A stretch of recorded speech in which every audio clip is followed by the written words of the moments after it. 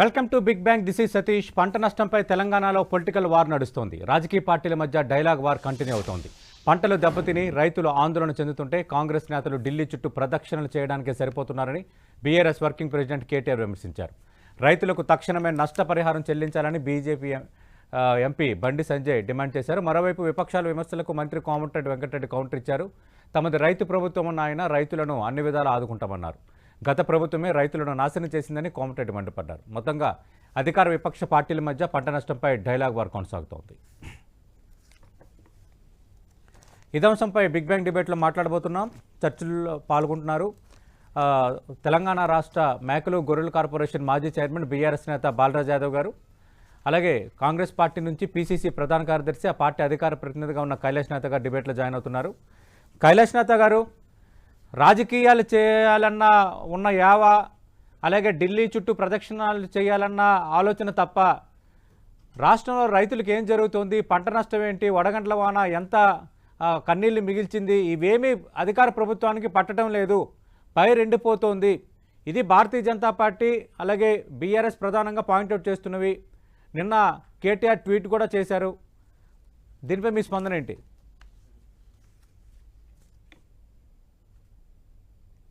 కైలాష్ గారు.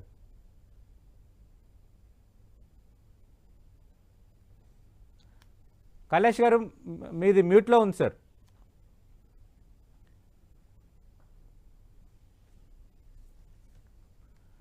రైట్, మళ్ళీ కైలాష్ గారితో మాట్లాడే ప్రయత్నం చేద్దాం. మనం మాట్లాడేదానికి వినిపించడం లేదు. బాలరాజ్ యాదవ్ గారు, ప్రధానంగా మీ ఆరోపణ ఏంటి?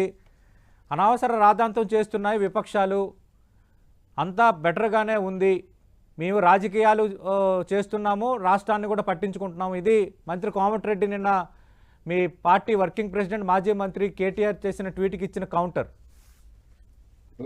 ముందుగా సతీష్ గారు, మీకు అదేవిధంగా 10 టీవీ ప్రేక్షకులకు, ప్యానెల్ పెద్దలు కైలాస్ నేత గారికి నమస్కారం. నమస్తే.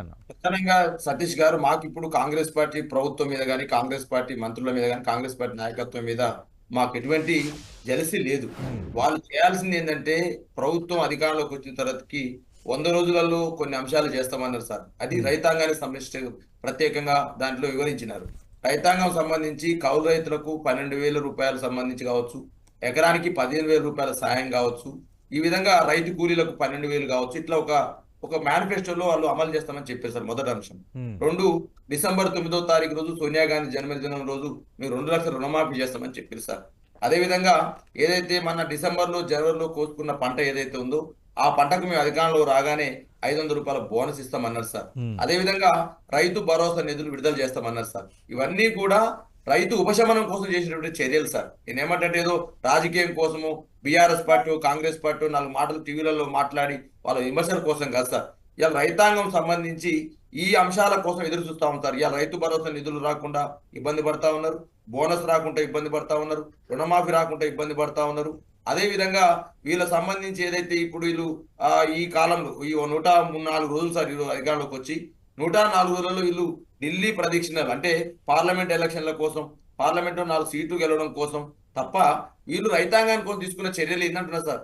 ఇవాళ నాగార్జున సాగర్ పరిధిలో ఉన్నటువంటి ప్రాంతాలటువంటి నల్గొండలో నిన్న మాజీ మంత్రి జగదీష్ రెడ్డి గారు పర్యటించారు. మిర్యాలగూడ కావచ్చు, కోదాడ కావచ్చు, ఆ ప్రాంతాల్లో 4 ఎకరికల ప్రాంతంలో మేము కూడా అక్కడ తిరుగుతాం సార్. భువనగిరి పార్లమెంట్ లో అనేక ప్రాంతాల్లో తిరిగితే రైతులు చాలా ఇబ్బంది పడతాం. వరి పంటలు వెళ్ళిపోతున్నాయి సార్.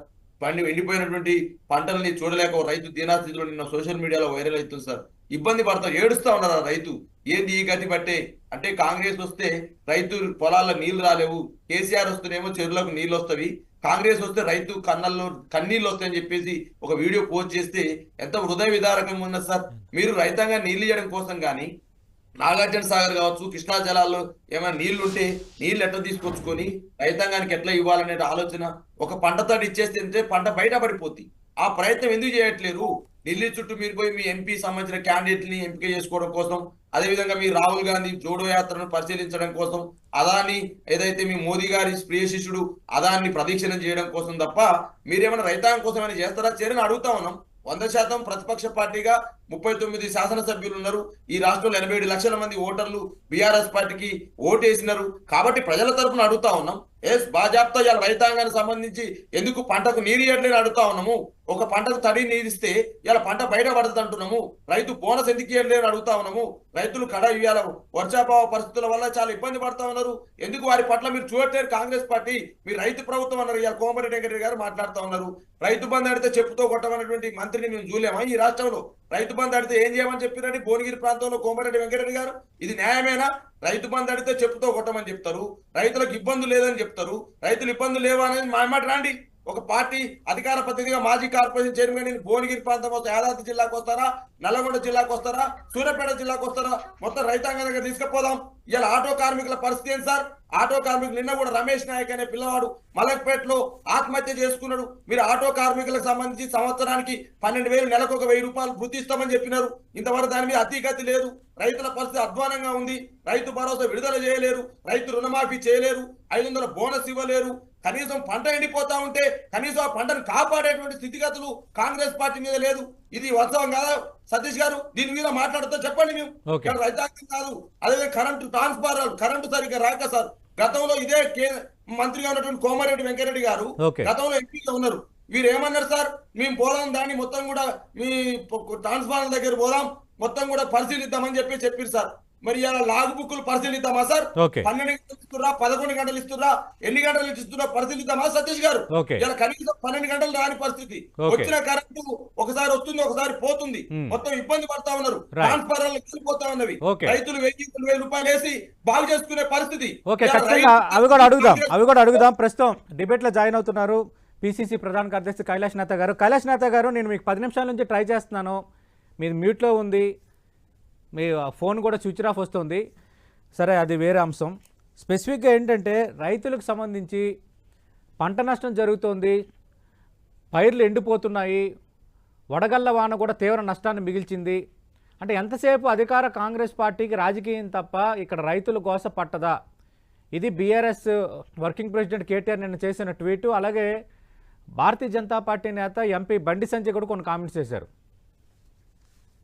సార్, ఇవాళ తెలంగాణలో పూర్తిగా ఎన్నికలకు సంబంధించినటువంటి అంశాలే ముందుకు వస్తున్నాయి కాబట్టి 4 ఓట్లు రాబట్టుకోవాలి, ఉన్న ప్రభుత్వాన్ని బదనాం చేయడానికి వాళ్ళు వెతుకుతున్నటువంటి సాకులు తప్ప కాంగ్రెస్ పార్టీ వచ్చిన తర్వాత ఈ కరువు గాని, కాంగ్రెస్ పార్టీ వచ్చిన తర్వాత నీటి సమస్యలు కానీ రాలేదు. ఎందుకంటే గత ప్రభుత్వం చేసినటువంటి తప్పిదాల వల్ల కృష్ణా నది మీద కట్టినటువంటి ప్రాజెక్టులలో ఏదైతే తెలంగాణ వాటర్ రావాల్సి ఉండదో అది రాకుండా పరివాహక ప్రాంతాన్ని వదిలిపెట్టి తక్కువ ఉన్నటువంటి ప్రాంతానికి ఎక్కువ నీటిని ఇచ్చి తక్కువ ప్రాంతానికి తక్కువ చేసి ఒప్పందాల వల్ల జరిగినటువంటి నష్టం తప్ప కాంగ్రెస్ పార్టీ చేసింది ఏమి కాదు.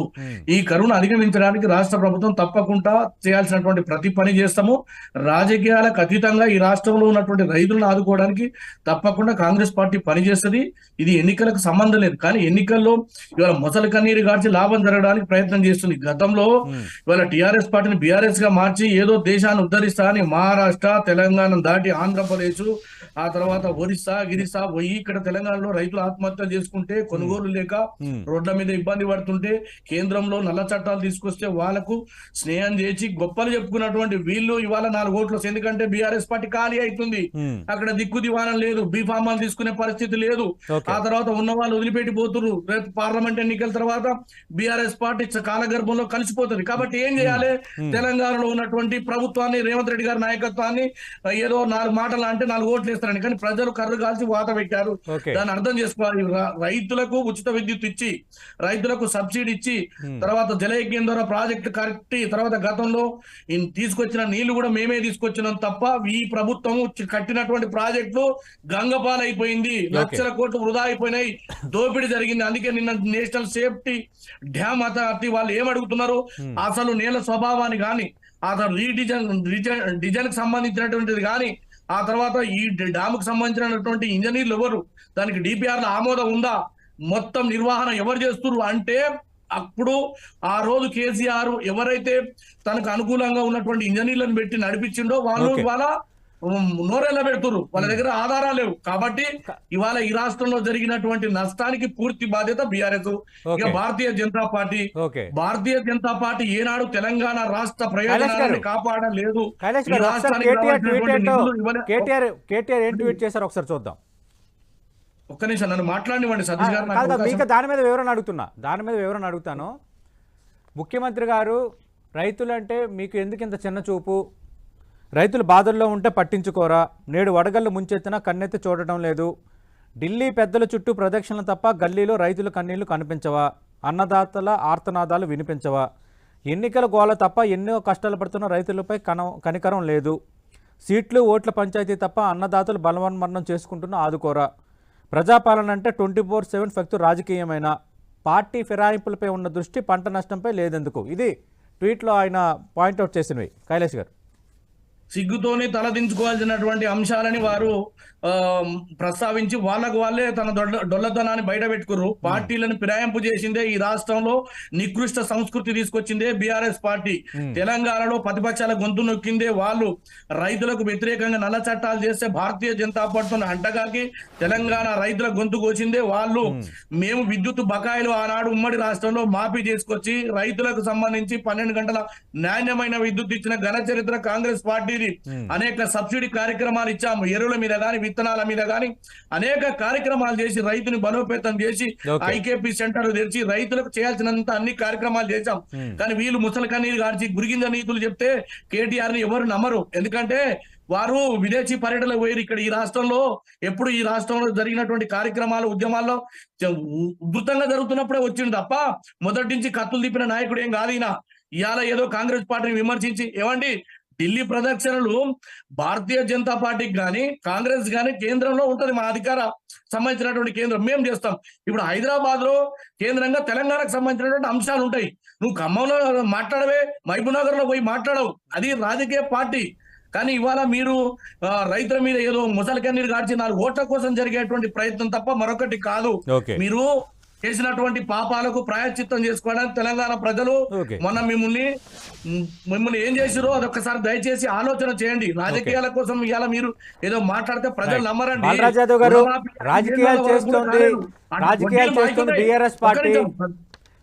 చేస్తుంది బీఆర్ఎస్ పార్టీ. పంట నష్టం అని గగ్గోలు పెడుతున్నారు. రైతులకి గతంలో ఆదుకున్నాము, ఇప్పుడు ఆదుకునే ప్రభుత్వం, భరోసా కల్పించే ప్రభుత్వం కాంగ్రెస్ ప్రభుత్వం మాత్రమే. చిన్నదాన్ని పెద్దది చేసి ఏదో రాజకీయం చేయాలనుకుంటే కుదరదు. రైతులకు తెలుసు, ప్రజలకు తెలుసు కాంగ్రెస్ పార్టీ అంటే ఏంటో అంటున్నారు. కైలాష్ గారు, ఇప్పుడు సతీష్ గారు మీకు చూపిస్తున్నాడు ఈ దృశ్యము. ధరావత్ నరసింహ, దుబ్బాతండ, సూర్యాపేట జిల్లా సార్. వారు పొలంలో పంట ఎండిపోయిన తర్వాతకి ఆ పంటను చూస్తూ వారు కన్నీరు మున్నీరు అవుతున్న దృశ్యము సోషల్ మీడియాలో వైరల్ అయింది. ఇలా పేపర్లో అన్ని పత్రికలలో మెయిన్ పేజీలలో ముద్రించారు సార్. ధరావత్ నరసింహ, దుబ్బాతండ, సూర్యాపేట జిల్లా సార్. నిన్ననే మా మాజీ మంత్రివర్యులు జగదీశ్వర్ రెడ్డి గారు మిర్యాలగూడ కాన్ఫరెన్స్ లో పర్యటించారు సార్. నిరంజన్ రెడ్డి గారు మహబూబ్నగర్ జిల్లాలో పర్యటించారు సార్. ఇలా ప్రతిపక్ష నాయకులు అన్ని జిల్లాల్లో పర్యటిస్తా ఉన్నారు సార్. ఇలా రైతు పరిస్థితి ఏంది తెలుసుకోమని సార్. ఇలా ఓకే మీకు అధికారం ఇచ్చినారు, మమ్మలను ఇలా ప్రతిపక్షంలో కూర్చోబెట్టినారు, అది డెమోక్రసీలో సర్వసాధారణం సతీష్ గారు. ఇలా రైతాంగానికి మీరు చేయాల్సిన పనులేంటి? రైతు భరోసా నిధులు విడుదల చేసిరా లేదా? ఇవాళ నేను స్ట్రైట్ గా క్వశ్చన్ చేస్తా ఉన్నాను. రెండోది, రైతు రుణమాఫీ మీరు 9వ తారీఖు చేస్తామన్నారు, సోనియా గాంధీ జన్మదినం రోజు. మరి సోనియా గాంధీ జన్మదినం 9 అంటే 2024, 2025, 2026, లేకపోతే 5 సంవత్సరాల కాలం పూర్తి చేసిన తర్వాత కాంగ్రెస్ పార్టీ సమాధానం చెప్పాలి. 500 బోనస్ ఎప్పుడు ఇవ్వాలి సార్? రైతు పండించిన పంట రైతు కొనుగోలు కేంద్రాలకు పోయి అమ్ముకున్నప్పుడు ఇవ్వాలి సార్. మరి డిసెంబర్లో, జనవరిలో రైతు ధాన్యం అమ్ముకున్నాక బోనస్ ఎవరికి ఇస్తారు, ఎప్పుడు ఇస్తారని అడుగుతా ఉన్నా సార్. తప్ప సార్ మేము రైతుల ఖాతాలకు ఇస్తారండి. రైతులు ఎవరు ఎంత పంట పండించారో ప్రభుత్వం దగ్గర స్పష్టత ఉంటుంది. ప్రభుత్వం దగ్గర ఎవరు ఎంత పంట పండించారు, ఎవరెంత అమ్మిండ్రు, వాళ్ళ ఖాతాలకు డబ్బులు ఇవ్వడానికి ప్రభుత్వం అన్ని చర్యలు చేపడుతుంది. కానీ ఇలా రాజకీయ లబ్ధి కోసం మీరు రాజకీయ విమర్శలు చేస్తారు తప్ప ప్రజల యొక్క జీవనాల కోసం, రైతుల కోసం మీరు ఏ కార్యక్రమం చేశారు? రైతు 100 రాకపోతే మీరు ఎంజాయ్ చేస్తారు. నిరుద్యోగులు చచ్చిపోతే వాళ్ళు టైం పాస్ కోసం చచ్చిపోయారు. మాట్లాడాలి కేటీఆర్ ఇవాళ మీరు శ్రీరంగ నీతులు చెప్తా ఉన్నారు. శ్రీరంగ నీతులు ఎలా చెప్తా ఉన్నారు? ప్రజలు రైతులు మా పక్షాన మమ్మల్ని గెలిపించారు. మా బాధ్యత అది. మీరు 5 సంవత్సరాలలో ఏ ఒక్క రోజు కూడా రుణమాఫీ గురించి ఆలోచించలేదు. వడ్డీ కట్టలు వెయ్యింది. రెండో విషయం, ఇండ్లు కట్టిందా? దళితులు 3 ఎకరాలు ఇచ్చిరా? తర్వాత ఇంటికి ఒక ఉద్యోగాలు చెప్పిండ్రు. దళిత నిరుద్యోగులకు 3,000 అని చెప్పిండ్రు. అనాథపాట వాళ్ళని మాట్లాడి ప్రజలు ఏమార్చి మోసం చేసిన చరిత్ర నీరని మా పార్టీ కాదు. మా పార్టీ ప్రజల పక్షం, రైతుల పక్షం రేవంత్ రెడ్డి గారి నాయకత్వం ఇప్పటికీ నిరుద్యోగులకు ఉద్యోగాలు ఇచ్చినాం. బాలరాజు గారు ఒక్క నిమిషం ఆగండి. సరే, ఇప్పుడు కైలాష్ గారు విపక్షాలు చిన్నదాన్ని పెద్ద చేస్తున్నాయి అంటున్నారు. కానీ కొన్ని జిల్లాల్లో అయితే కొన్ని రిపోర్ట్ అవుతున్నాయి, పంటలు ఎండిపోతున్నాయి, లేదంటే ఎప్పుడో వచ్చే నీరు రావటం లేదనో, అలాగే సడన్గా వాతావరణం మారటం, కొత్త వడగళ్ల వాన కొన్ని జిల్లాల్లో కొన్ని పంటలను దెబ్బతీసింది. సరే, ఆరోపణలు ప్రచారోపణలు రైతులకు ఎవరు మేలు చేశారు ఎవరు చేయలేదన్న అంశాన్ని పక్కన పెడితే, ఇప్పుడు మీరు అధికారంలో ఉన్నారు కాబట్టి మీపైన ఎక్కువ బాధ్యత ఉంటుంది కదా. ఖచ్చితంగా విపక్షాలు కొన్ని అంశాలను ఒక రివ్యూ చేసినారు సార్. ఎక్కడెక్కడ పంట నష్టం జరిగింది, ఏ జిల్లాలో జరిగింది, జరిగినటువంటి పంటలు అవి వాణిజ్య పంటలా లేకపోతే ఆహార ధాన్యాలా, దాని మీద పూర్తి నివేదికలు రావాలి. జరిగినటువంటి నష్టానికి వాళ్ళకి ఎంత ఇవ్వాలన్నటువంటి ఆలోచన ఉంటది ప్రభుత్వం దగ్గర. ప్రభుత్వం వేగ్గా లేదు, ప్రభుత్వం పని చేయడానికే పనిచేస్తుంది తప్ప ఫామ్ హౌస్ లో కూర్చొని పని చేస్తలేం సార్. ఇవాళ ప్రజాభవన్ తెరిచింది ప్రజల కోసం, రైతుల కోసం. కాబట్టి ముఖ్యమంత్రి గారు స్పష్టత ఇచ్చినారు. అయ్యా, ఎవరైతే వ్యవసాయ మంత్రిగా ఉన్నారో మొత్తం గ్రామీణ ప్రాంతానికి ఉన్నటువంటి అధికారులు వెళ్లి గ్రామ ప్రాంతంలో ఉన్నటువంటి రైతులకు ఎట్ట నష్టం జరిగింది, వాళ్ళకి ఎంత ఇవ్వాలనేటువంటి ఆలోచనతో తుమ్మల నాగేశ్వరరావు గారు పెట్టిండ్రు. తప్పకుండా మానవతా దృక్పథంతో ఈ కాంగ్రెస్ పార్టీ రైతుల పక్షపాతి కాబట్టి రైతులకు న్యాయం చేసేంత వరకు మేము తప్పకుండా పనిచేస్తాం సార్. ఈ రాజకీయ లబ్ధి కోసం, ఓట్ల కోసం చేసేది కాదు సార్. ఇది మనందరం రైతు బిడ్డలం. ఇక కేసీఆర్ లెక్క దొర కుటుంబంలో పుట్టలేదు సార్ రేవంత్ రెడ్డి గారు. రైతు కుటుంబంలో బట్టి పేదల యొక్క కన్నీళ్లు దూర్చడానికే ఈ కాంగ్రెస్ ప్రభుత్వం, రేవంత్ రెడ్డి గారు ఉన్నారు. అట్లే తప్ప మీరు రాజకీయాల కోసం, ఎంజాయ్ చేయడం కోసం ఇతరులను క్రిటిసైజ్ చేసి ఓట్లు సంపాదించే కార్యక్రమాన్ని పక్కకు పెట్టి ప్రభుత్వానికి సలహాలు ఇవ్వండి.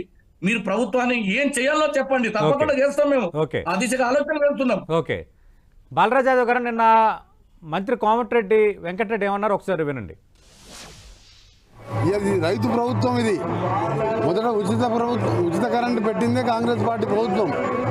ఇవాళ కరువు వచ్చిందని 10 ఏళ్ళు మినిస్టర్గా ఉన్నోళ్ళు, మీరు 10 ఏళ్ళు పాపాలు చేస్తే ఆ పాపాల పుణ్యమే ఇవాళ కరువు. ఒక్క మంచి పని చేయరైతురి. ఇవాళ జగన్ దగ్గర మోకరిల్లి డబ్బుల కోసం కృష్ణాని ధర, శ్రీశైలం సాగర్ నీళ్లు ఆయనకు వదిలిపెడితే పోతిరెడ్డిపాడు, రాయలసీమ, మొచ్చిమర్రి లాంటి ప్రాజెక్టు కట్టుకొని నీళ్లు దోసుకపోతే ఇవాళ బురద మిగిలింది. అక్కడ గోదావరి రివర్ బోర్డు కేంద్రానికి అప్పచెప్పారు. అందుకనే ఇవాళ మీరు చేసిన పాపంతో ఇవాళ రైతులు ఇవాళ కన్నీళ్ళు పెట్టుకుంటారు మంచినీళ్ళు లేక. ఇవాళ కాంగ్రెస్ వచ్చి కరువు తెచ్చిందని ఒక తెలివిలేని మంత్రి మాట్లాడుతున్నాడు. అంటే ఇప్పుడు అక్కడక్కడ కరువు వాతావరణం కానీ నీరు రాకపోవడానికి 10 ఏళ్ల బీఆర్ఎస్ పాలనే కారణం. మీరు రైతుల్ని ఏదో బాగు చేసేసాము, తర్వాత ఇరిగేషన్ అద్భుతంగా చేసేసామని చెప్పారు. మరి ఎందుకు ఈ ఇబ్బంది వచ్చిందని మంత్రి కోమటిరెడ్డి వెంకటరెడ్డి అడుగుతున్నారు.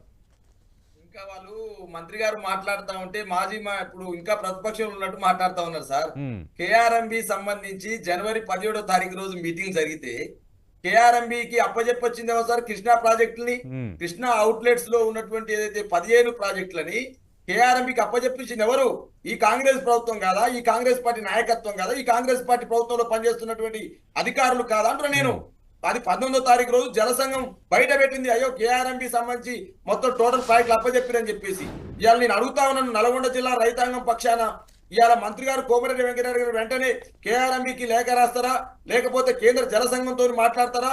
నాగార్జున సాగర్ నుంచి కనీసం పంట 6 తడి పంట కోసమైనా కొంత నీళ్ళు ఇప్పించే ప్రయత్నం చేయండి. గత ప్రభుత్వం మీద నిందలు వేయడం కాదు. గత ప్రభుత్వం మీద నిందలేసి మీరు తప్పించుకుంటారంటే రైతాంగం మిమ్మల్ని క్షమించదని చెప్పి తెలియజేస్తా ఉన్నా సార్. వీళ్ళు కేసీఆర్ గారు ఏం పాపం చేసినాం సార్? రైతాంగానికి నీళ్లు ఇచ్చిన మేము చేసిన పాపమా? రైతాంగానికి నాణ్యమైన కరెంట్ ఇవ్వడం మేము చేసిన పాపమా? రైతాంగానికి మరి 11 దఫాల సార్ 72,000 కోట్లు వేసినాం సార్. మీ లెక్క 3 నెలలు 4 నెలలు ఆపలే.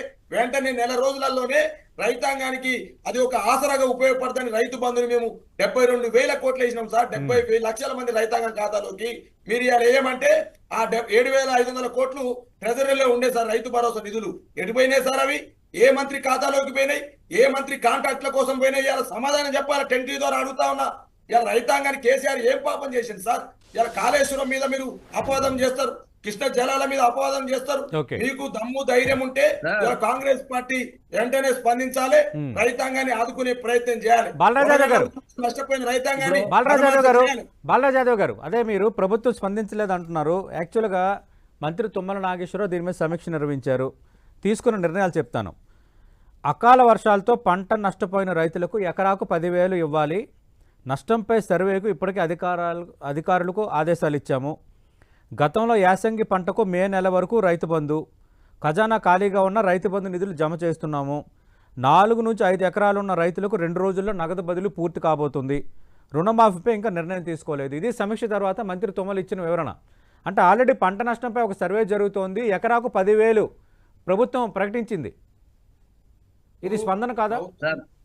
సతీష్ గారు, ప్రభుత్వం ప్రకటించడం వేరు, అమలు చేయడం వేరు. మొదటి పాయింట్, గతంలో కూడా ఎలక్షన్ హామీలో భాగంగా మేనిఫెస్టోలో రైతు రుణమాఫీ చేస్తామని చెప్పారు సార్. మొదటి సంతకం రైతు రుణమాఫీ మీద అన్నారు సార్. 2 లక్షల రుణమాఫీ ఎట్టిపోయిందని ఈ ప్రభుత్వాన్ని, ఈ కాంగ్రెస్ ప్రభుత్వాన్ని, రేవంత్ రెడ్డి సర్కార్ని డిమాండ్ చేస్తా ఉన్నా. అదే విధంగా ఖజానా ఖాళీ ఉంది అంటున్నారు కదా. గతంలో మీకు తెలదా? ప్రభుత్వం అధికారంలోకి వచ్చే ముందు ఖజానా ఎట్లా ఉంది, రాష్ట్ర ఆర్థిక పరిస్థితి ఏంటి, రాష్ట్ర బడ్జెట్ ఏంది, మీకు కనీసం బడ్జెట్ పత్రాలు చదవరా? గతంలో బడ్జెట్ ఎమ్మెల్యేలుగా పనిచేసినట్టుగా ఈ రోజు ఉన్నటువంటి ముఖ్యమంత్రులుగా ఉన్న వాళ్ళు, మంత్రులుగా ఉన్న వాళ్ళు గతంలో మంత్రులుగా పనిచేసారు కదా. రాష్ట్ర బడ్జెట్ పైన, రాష్ట్ర రెవెన్యూ పైన, రాష్ట్ర సంపద పైన మీకు అవగాహన లేదా? వచ్చినట్టు హామీలు ఇచ్చిరా? మీరు అంటున్నా ఖజానా ఖాళీ ఉంటుంది సార్. పంట నష్టం పైన అయితే రెస్పాండ్ అయ్యారు కదా. ఏ ప్రభుత్వం అయినా ఫస్ట్ పంట నష్టం ఎంతవరకు జరిగిందన్న దానిపైన కొద్దిగా సర్వే చేసిన తర్వాత, దానిపై ఒక అవగాహన వచ్చిన తర్వాత పరిహారం ప్రకటించడం అనేది ఇది ఒక ఫెనామినాగా వస్తుంది ఎప్పటి నుంచో. ఇప్పుడు అవగాహన, రైతంతా చనిపోయినాక, కూనరిల్లిపోయినాక, రైతు పరిస్థితి దిగజారినాక వీళ్ళు స్పందిస్తారా, సాయం చేస్తారా అంటున్నా. రైతు బంధు నిధులట, రైతు భరోసా నిధులు మేలిస్తారట సార్. జనవరిలో వారు నాటు పెట్టుకుంటే మేల ఇచ్చి ఏం చేసుకుంటారు సార్ మీరు? రైతు బోనస్ మేల ఏప్రిల్ ఇస్తే సరిపోతా సార్? అమ్ముకున్నప్పుడు ఇవ్వాలంటే నేను పంట నష్టం జరిగింది, తక్షణ సాయం ఇవ్వాలి, రైతు భరోసా నిధులు తక్షణంగా విడుదల చేయాలి. సతీష్ గారు చెప్పండి కైలేష్ గారు. ఇప్పుడు ప్రభుత్వము అంత వేగంగా లేదండి. ప్రభుత్వము వెంటనే స్పందించేటువంటి కార్యక్రమాలను తీసుకొని పోయి రైతులకు ఏ రకంగా మేలు చేయాలన్నటువంటి ఆలోచన ఉంది తప్ప, రైతులని కానీ లేకపోతే తెలంగాణ వాదులను కానీ మరొకరిని అడ్డం పెట్టుకొని రాజకీయం చేయడానికి వారు ఏదో ప్రయత్నం చేస్తున్నట్టు నా ఓటు కోసం. దయచేసి అది పక్కకు పెట్టి మానవీయ కోణంలో ఆలోచన చేయాలి. వాళ్ళ కాలంలో సుమారు 10,000 మంది రైతులు చచ్చిపోయారు, అదొకటి గుర్తుపెట్టుకోవాలి. ఆ తర్వాత 299 టీఎంసీలకు మీ కేంద్రంలో సంతకం చేసి వచ్చింది మీరు. కేఆర్ఎంబి అంటే కృష్ణా రివర్ మేనేజ్మెంట్ బోర్డు కోసం పోయినసారి 2022-23 బడ్జెట్ లో మీరు 200 కోట్లు కేటాయించి అంగీకరించిందే మీరు. కాబట్టి దయచేసి మీరు ఇవాళ కాంగ్రెస్ మీద బురద జల్లే కార్యక్రమాన్ని మానుకోవాలి. రెండోది, మీరు అక్కడ వారిని జగన్ గారిని పిలుచుకొచ్చి టెండర్లు అయినాక ఆగింది మీరు, పులుసులు తినేది మీరు. రాయలసీమకు పోయి రోజా ఇంట్లో ఏం చెప్పిండు, రాయలసీమని సస్యశ్యామలం చేస్తా అని చెప్పింది మీరు. ముచ్చుమర్రి కడుతుంటే ఏం చేసావు చంద్రబాబు నాయుడు? ఆ 9 కాలంలో రాయలసీమ ఎత్తిపోతల పథకం ప్రారంభం చేస్తున్నప్పుడు ఏం చేసినావు? ఇవాళ అధికార పార్టీ ఉంది కాబట్టి మా మీద మీరు బురద చల్లితే ప్రజలు నంబర్ సార్. మీరు చేసిన పాపాల వల్ల ఈ రైతులకు అన్యాయం జరుగుతుంది. కాబట్టి దాన్ని అధిగమించడానికి రేవంత్ రెడ్డి గారి నాయకత్వంలో ఈ ప్రభుత్వం తప్పకుండా రైతుల కోసం పనిచేసి రైతుల కన్నీళ్లు తుడిచే కార్యక్రమం చేస్తాం. ఇక రుణమాఫీ గురించి మాట్లాడుతున్నారు సార్. వీళ్ళు 5 సంవత్సరాలు అంటే పోయిన 2018లో ఎన్నికైనటువంటి మీరు 5 సంవత్సరాల వరకు రుణమాఫీ జరగలేగాక దాని వడ్డీ పెరిగి మళ్ళీ ఎంత ఉందో అంత అయి కూర్చుంది. దాన్ని ఇవాళ మేము ఒక రైతు కమిషన్ ఏర్పాటు చేసి రైతు రుణమాఫీ కోసం రేపు రాబోయే రోజుల్లో 2 లక్షల రుణమాఫీ కార్యక్రమాన్ని రేవంత్ రెడ్డి గారి నాయకత్వంలో ఈ కాంగ్రెస్ ప్రభుత్వం చేస్తుంది. కాబట్టి సకలం రైతులకు దేశవ్యాప్తంగా 72,000 కోట్లు యూపీఏ ప్రభుత్వం ఆనాడు చేసింది. 1,100 కోట్లు కరెంటు బిల్లులు ఉంటే మాఫ్ చేసింది మేము. ఉచిత విద్యుత్ పెట్టింది కాంగ్రెస్ ప్రభుత్వం. ఇన్ని కార్యక్రమాలు చేసినా ఇంకా చేయాల్సినటువంటి అవసరం ఉందని నేను భావిస్తున్నా. నేను రైతు బిడ్డని కాకపోవచ్చు, చేనేత బిడ్డని కావచ్చు, అయినప్పటికీ కూడా ఆ రైతు పెట్టేటువంటి అన్నాన్ని ఇవాళ సమాజానికి అందిస్తున్నారు. కాబట్టి వారి కోసం ఎంత చేసినా తప్పే. కానీ ఇవాళ ముసలి కన్నీరు కార్చి ప్రజల మధ్య, ఎందుకంటే బీఆర్ఎస్ పార్టీ వీక్ అయింది, ప్రజలు తిరస్కరించారు, నిరుద్యోగులు తిరస్కరించారు, ఉద్యోగులు వ్యతిరేకిస్తున్నారు, తెలంగాణలో దుకాణం ఖాళీ అవుతుంది. కాబట్టి ఏం చేయాలి? మొగని కొట్టాలి, మొయిసలకు ఎక్కాలి. చేసిన పాపాలన్నీ కూడా ఇవాళ తెలంగాణ ప్రజానికానికి శాపమై కూర్చున్నాయి. కాబట్టి ప్రజలు వీళ్ళ అభ్యర్థులు దొరకలేరు. అందుకే ఏం చేయాలి, ఇప్పుడు డ్రామా చేయాలి. ఈ డ్రామా ద్వారా ఏడ్చినట్టు ప్రజల ముందు ముసలి కన్నీరు బీఆర్ఎస్ నుంచి ఒక్కొక్క పార్టీని వీడుతున్నారు నేతలు, గందరగోళంగా ఉంది. దాని నుంచి ప్రజల్ని డైవర్ట్ చేయడానికి ఒక డ్రామా క్రియేట్ చేస్తున్నారు. రైతులకు ఏదో జరిగిపోయిందని. నిజంగా పంట నష్టం జరిగిన మాట వాస్తవం, వడగళ్ల వాన వల్ల నష్టం జరిగిన మాట వాస్తవం. దానిపై మంత్రి తుమ్మలకు సమీక్ష నిర్వహించారు, పరిహారం ప్రకటించారు, ఆల్రెడీ సర్వే కూడా జరుగుతోంది. ఇంతకు మించి ప్రభుత్వం ఏం స్పందిస్తుంది? ఇది కావాలన్న రాజకీయం కాకపోతే మరేంటి? ఇది కైలాష్ గారు అడుగుతుంది.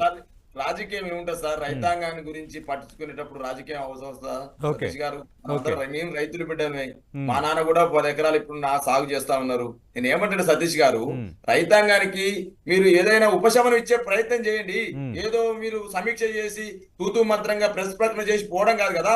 పర్యటించండి, రైతుల దగ్గరికి పోండి, వాళ్ళ పంటను పరిశీలించండి, ఎండిన పంటను గమనించండి, వాళ్ళకి ఏం స్థాయిలో తక్షణంగా ప్రకటించండి అంటే నేను డిమాండ్ చేస్తాను.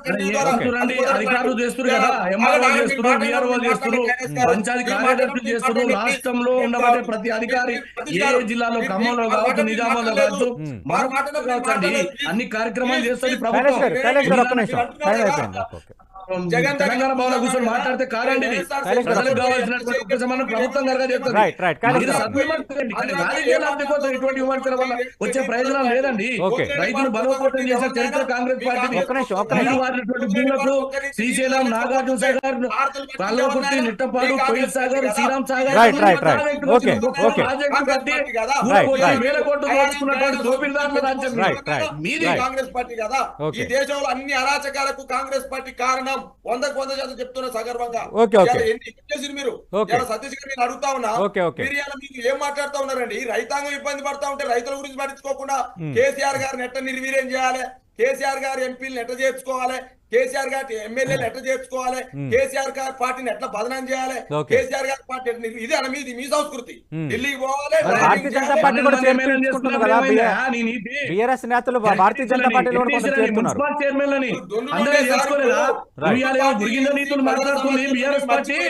తెలంగాణలో రాజకీయాన్ని మలినం చేసి ప్రజాస్వామ్యాన్ని కూలి చేసి నికృష్ట రాజకీయ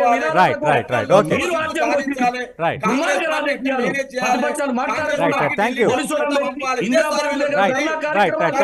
బాలరాజ్ యాదవ్ గారు. Thank you Kailash Nath.